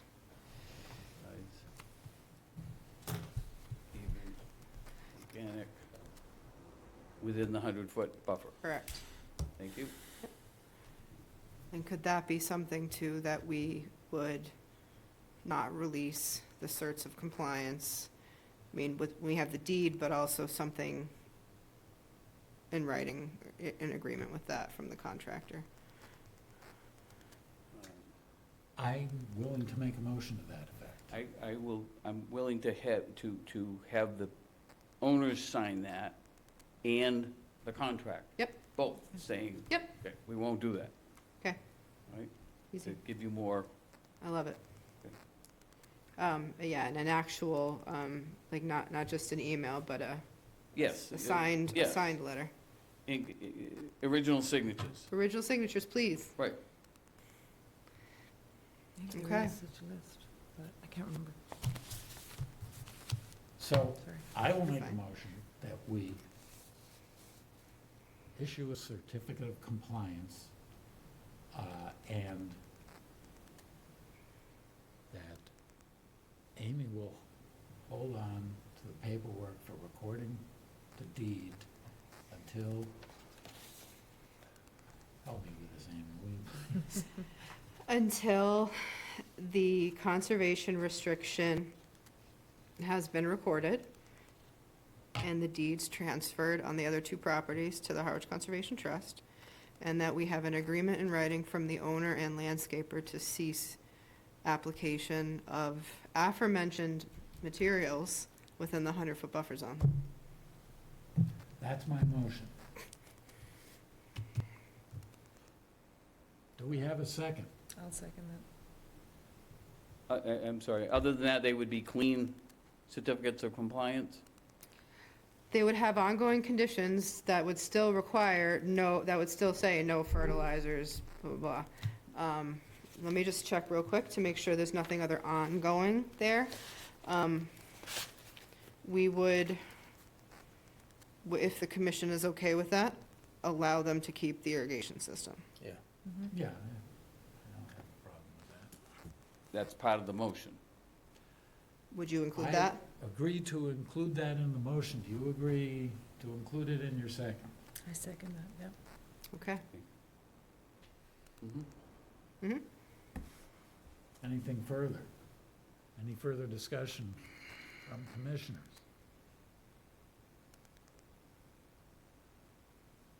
Is that a no? As far as I'm concerned, it's an overreach, John. I don't feel that this commission has the reason or the authority to command that anybody shows verification of any contract. I just don't think that's right. That's what we're asking for, and I just don't feel that's appropriate. Okay. Any further comments? Okay. All those in favor? Aye. Aye. Opposed? Opposed. 3-1. That's a pass, Amy? That is pass. Okay.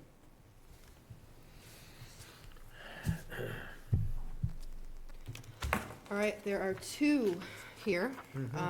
Just because you sign it doesn't mean that you assent to it, but I do need 4 signatures to make it a legal document. Is that for these? Those are for the certs. I'm going to hold on to them. Yeah. Yep. But they're signing them tonight. You can Thank tell- you. All right, thank you very much. So, thank you.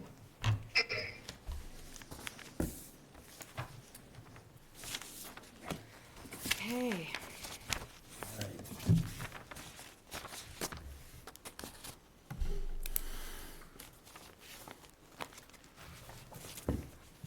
What do we have now? Oh, can you put that in the file, please? Yeah. Thank you. We have, So. couple we have violations. Violation for 10 Harbor Road, map 8, parcel S1, unauthorized tree removal. they haven't finalized the proposed tree planting plan. They've asked to be on your November 20th schedule. Okay, so we need to move that we continue. Do we need to have a vote on a continuation here, Amy? Not for a violation. All right, okay. And the next one person is online. I think the contractor and the owner are online. Yeah. Okay, so the next item is a violation at 277 Great Western Road, map 38, parcel 81-11, for the removal of all vegetation from a swath and buffer zone to a coastal bank. Yep, so if I may, Mr. Peterson, if I may, I'll kind of Yes, please, Amy. give a little bit of background and kind of help you through the discussion here. Okay, thank you. So it, probably about 2 weeks ago-ish now, our department became aware of some clearing going on the property. And the property abuts kind of the upper reaches of the salt marsh and around Herring River. And when we visited the site, Seventh Home Services had already cleared a big swath of vegetation down the hillside, which is a coastal bank on the property. It is unclear at this point if some might actually be off of the property and on adjacent property.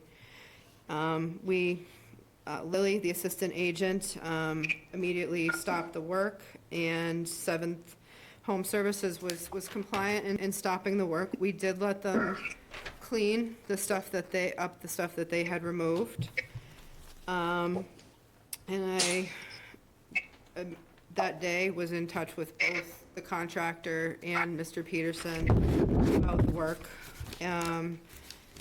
I counted 16 to 17 large tree stumps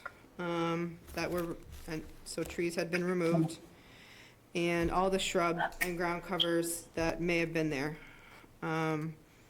So this work, we don't have a current site plan of the project, and Mr. Peterson can talk to you in a minute about his contracting with an engineer to come up with an existing condition site plan there.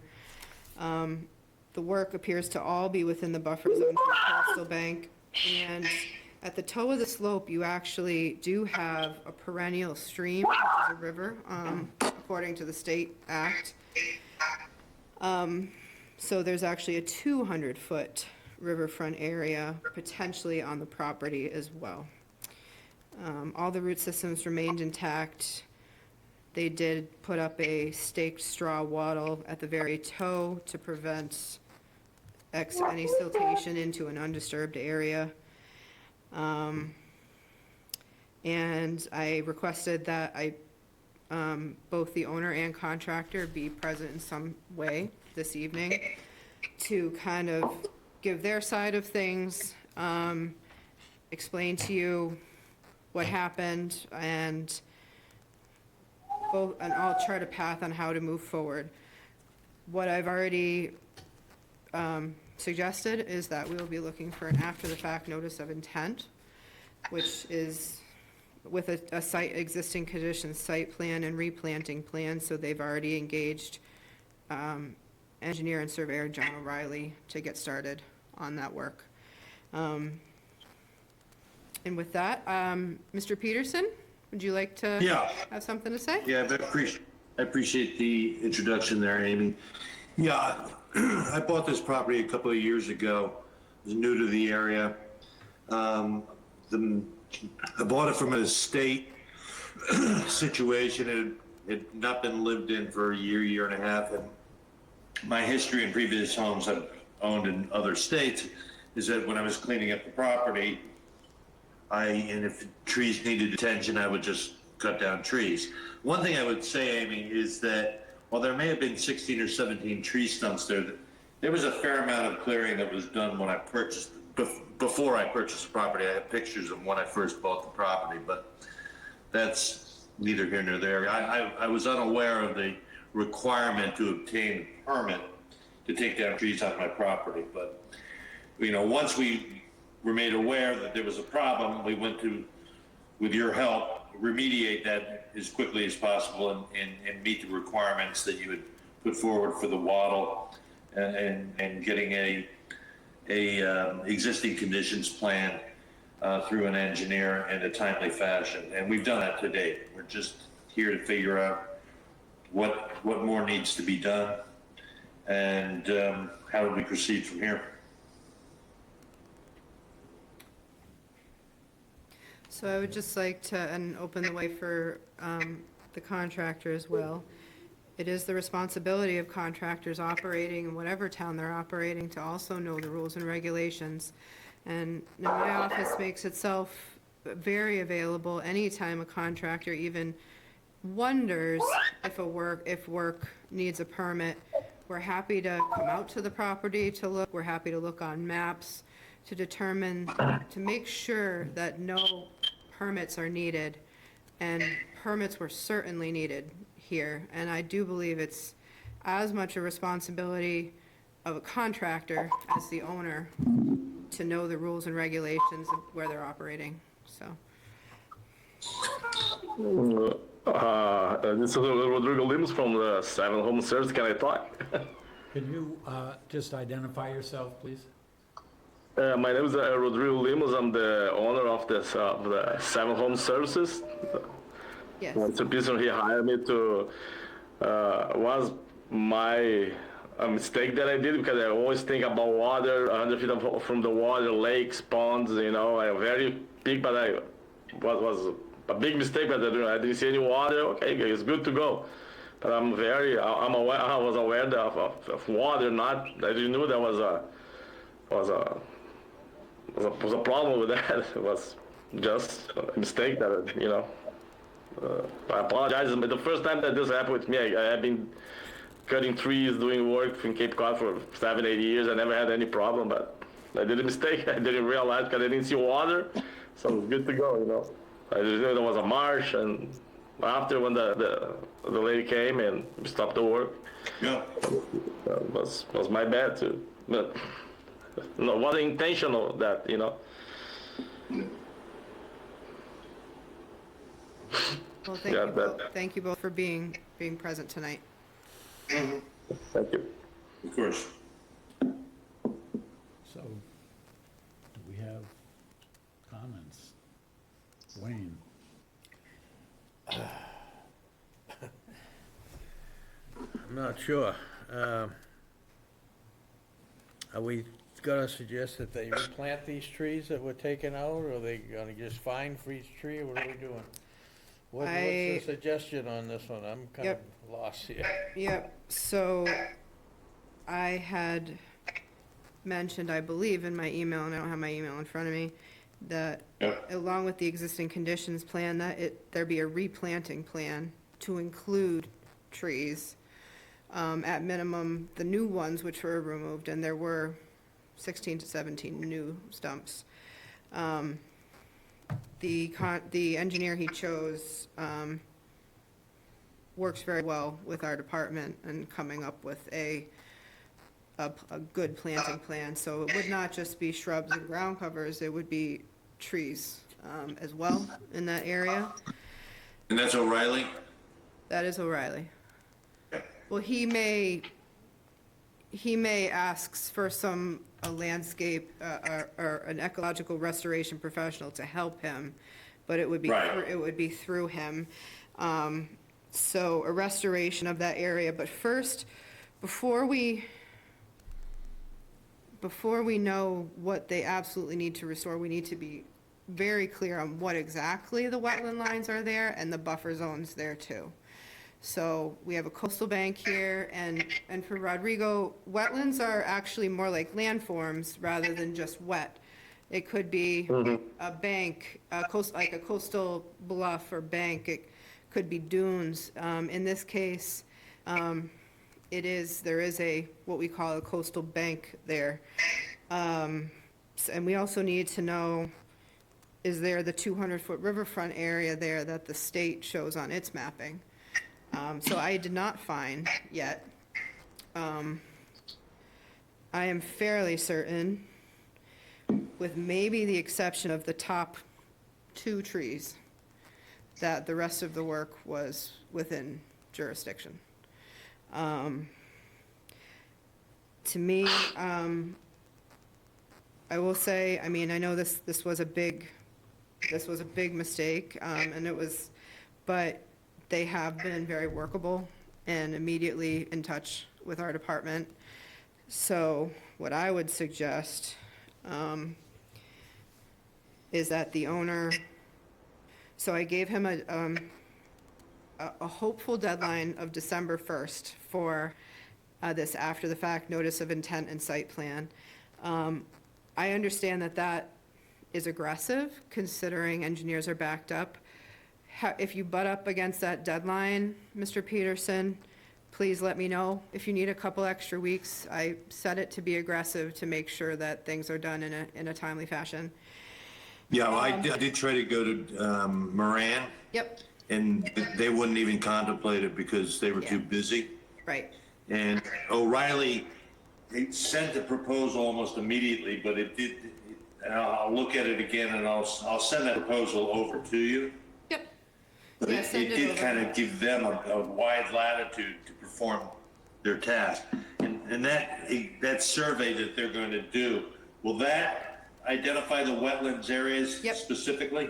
So what I Okay. had sent to you via an email, I think, was that, and if I didn't, then I can definitely do it tomorrow morning, that the existing conditions plan is going to include topography.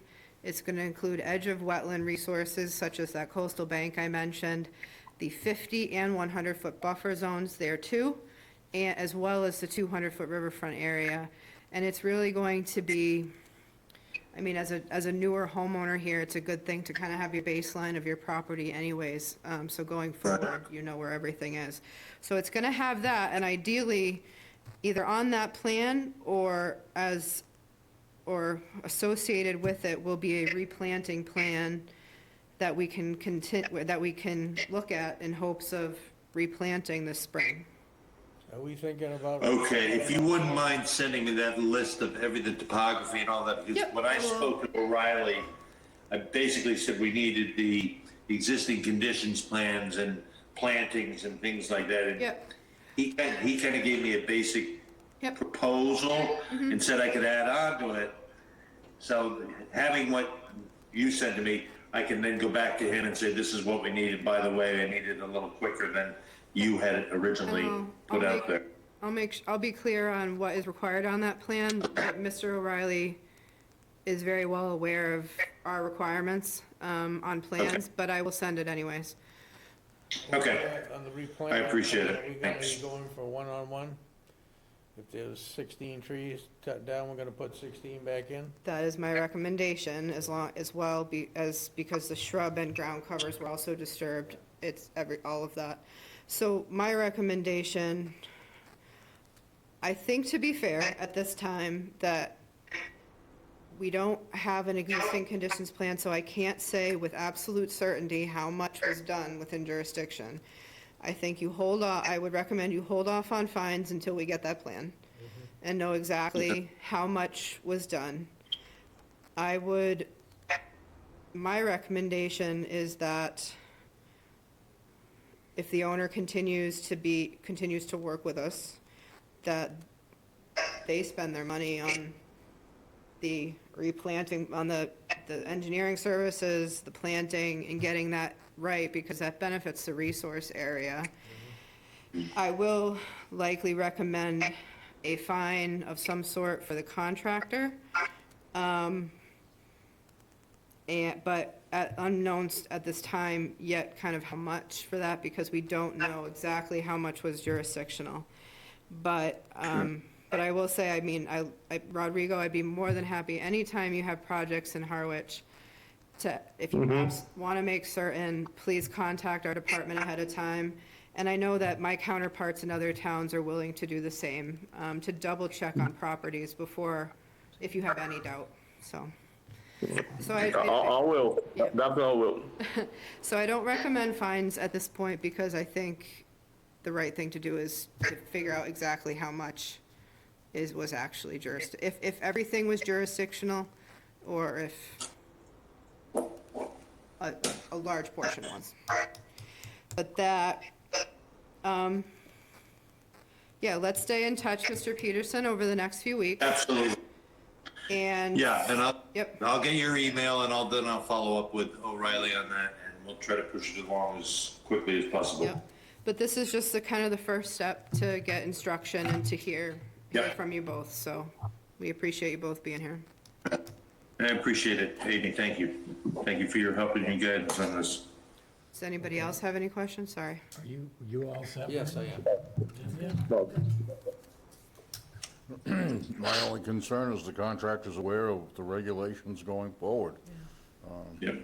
I mean, if you've been in the business, you say, for 6 or 7 or 8 years, I find it hard to believe you haven't encountered this kind of thing before, so I would say please. Yeah, actually, it was the first time that I got this kind of job. Like, I was aware of was about the water, any water, pond, little whatever. I never did jobs. I denied. I didn't, but I didn't realize that it was a marsh, you know. But now I'm very aware. Believe me, I'll be very careful next time. Anything different that I see, I will contact the town. Yeah, You know. contact conservation. We're pretty, you know, if Yeah. there are trees that are hazards to the home, even if they're near a pond, if they're a hazard to the home, we don't require a huge permit to do it. We have small, you know, one-page type permits that make things really easy. So for small jobs like that, so don't be afraid of going to conservation, just ask first. Definitely will, Emily. I apologize. Definitely I will ask. All right. All right.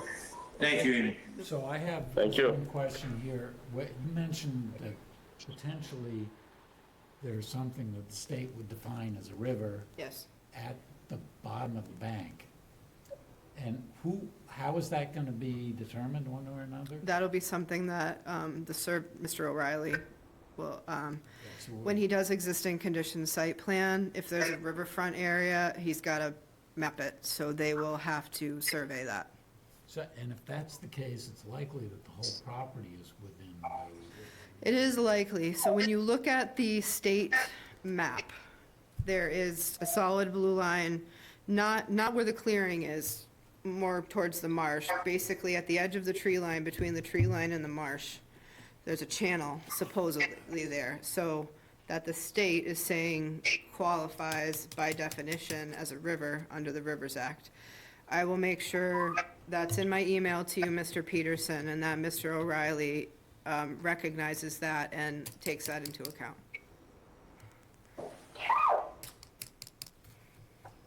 Okay. Anything further here? No. All right, so No motion needed. do we not? Okay. So Well, the then, next step, thank you for your time. okay, thank you.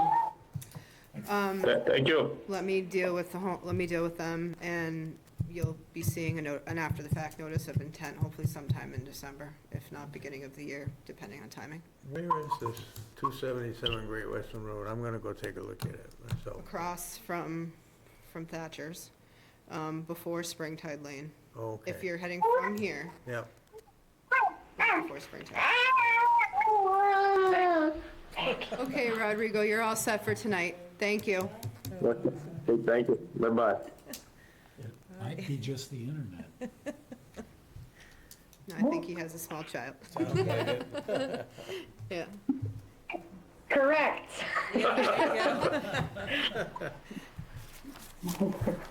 Okay, so next on the agenda is an order of conditions for 47 North Road, map 19, parcel S2, for replacement and repair of a bulkhead.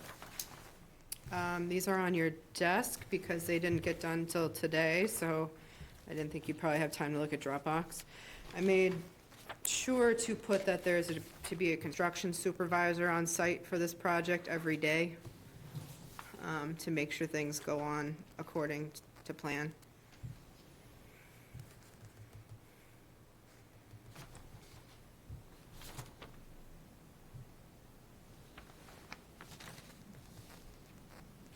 I want to get this out because hopefully they can get in before their time of year restriction.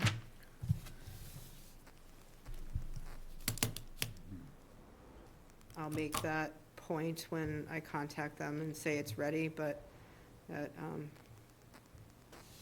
it would be in their interest and our, as well as ours, that this be done this winter before it gets real bad.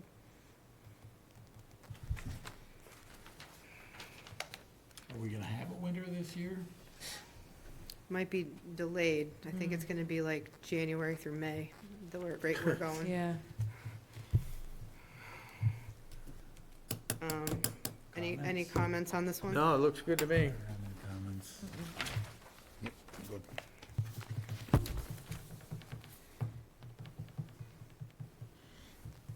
You all set, Viv, or are you still? Still just skimming the last part. Okay. Mhm. Don't Sorry rush. that this was last minute, but a lot of moving parts to this meeting today.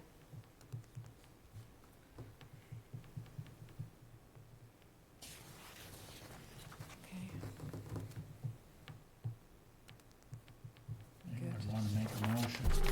I'll move for approval of the order conditions, project SC 322576. Second. Okay, all those in favor? Aye. Aye. Sign, please. This one. Be glad to see that project done down there.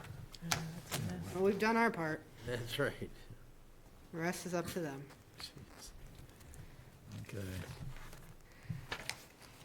Minutes, and then the schedule for the year, and we're done. Thank you. And that clock, just so you know, is off. It's only 8:30. Yeah. So this Not is so bad. minutes, yeah.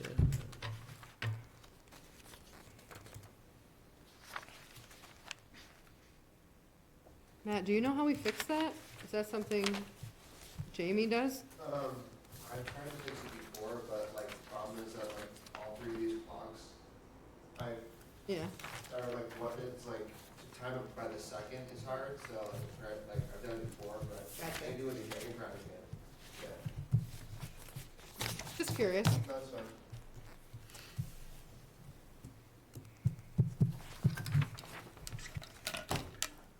Well, I don't have any comments about the minutes. No, I don't either. That sounds like a motion. I'll make a motion, we accept the minutes of 10/16/24. Second. Discussion? There's an N missing in there somewhere, but I'll If you take that find it, offline. I'll or send it if you to find it, highlight it and send it Sorry. to Sherry, please. Oh, yeah, right. You know how it goes. People like me. Teacher. Yeah. Okay, all those in favor? Aye. Aye. Anything else we need to talk about? Schedule, and I have a proposition for you. Two Okay. propositions.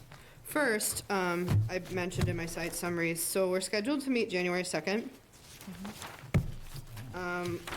Instead of meeting January 2nd, and then I think, which is a Thursday, because when the Right. 1st is a holiday, so it'd be a Thursday, the 2nd, and then the 15th is our next meeting. How would you feel if we did January 8th and January 22nd? Sounds wonderful. Instead. That sounds lovely. Also, how do you feel about moving meetings to 6 PM instead of 6:30? That's fine. Why are they at 6:30 to begin? They were kind of, mostly, I mean, I think a lot of it was Brad, because Brad couldn't have gotten, Yes. so I am completely amenable to changing the time even differently if people want. Yeah, it's fine with me. Yeah, 6 o'clock feasible Mm-hmm. for people? Just, I mean, sometimes we have really late nights. Yeah, Even a little extra half hour might be Yeah. helpful. that's true. 6 PM? And you're good? Sure. So if we move the January meetings, do you need to check the calendar to make We sure? already did. Oh, okay. I wouldn't have proposed it to you, if I didn't know that it was open, so. Sounds good to me. Yeah, and then, there are a few, so there are some things that are subject to change because there's several Monday holidays in the year. And sometimes what happens is Board of Selectmen, which normally meets Monday, goes to Tuesday, then whoever's normally on Tuesday goes to Wednesday. So there might be a couple Thursdays next year, we just don't know yet. So Fine. when we approach those, we'll know more. But this is really important to have, especially for engineers and applicants, so they know their filing deadlines. All right, so we'll move to the 8th and 22nd of January. And we're gonna start meeting at, come the first of the year, we will start meeting at 6 PM. Okay. Or, I mean, to be honest, we haven't advertised for the next meetings yet. We could start at 6 going forward. Fine. Would you like to start at 6 Yeah, going why forward? not? I don't have any problem with Sure.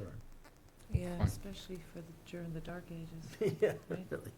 All right, so 6 PM right away, so next meeting on the 20th will be at 6 PM. You do need to vote to approve the 2025 schedule. I'll make a motion, we change the schedule to, what did we say, The 8th and 22nd for January, yeah, and change the time until 6 PM, but in general, you're approving the 2025 schedule. I'll second. All in favor? Aye. Aye. Love it. I will just let you know, and I'm sorry I didn't let you know ahead of time, we did have a DP on site today. I thought it was a few weeks out. This was for 65 Shore Road. I did let John know yesterday as chair, and he was able to come. So DEP appealed our approval of the sandbags to become rock revetment on that property. It went very well.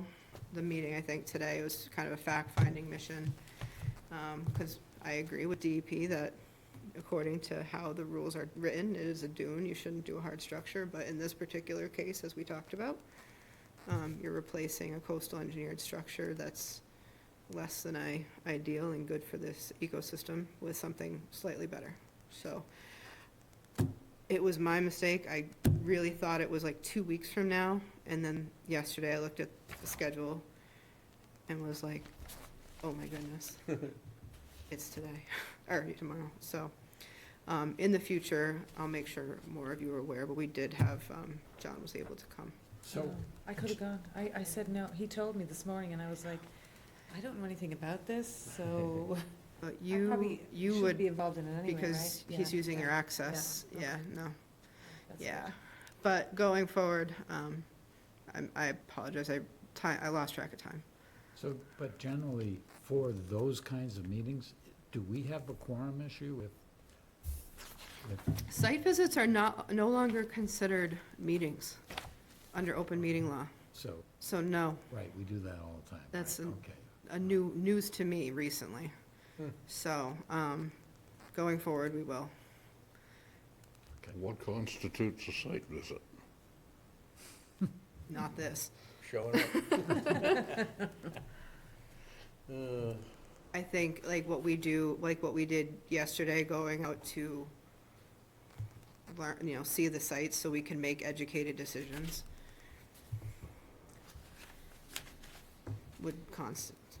So that's a site visit, so we don't need to post agendas, any of that for site visits.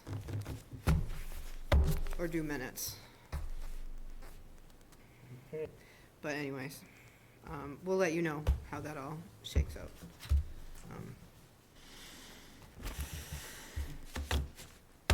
I'll make a motion, we adjourn the meeting of, what is this? November November 6th. 6th, 2024? No second. All those in favor? Aye. Aye. Aye.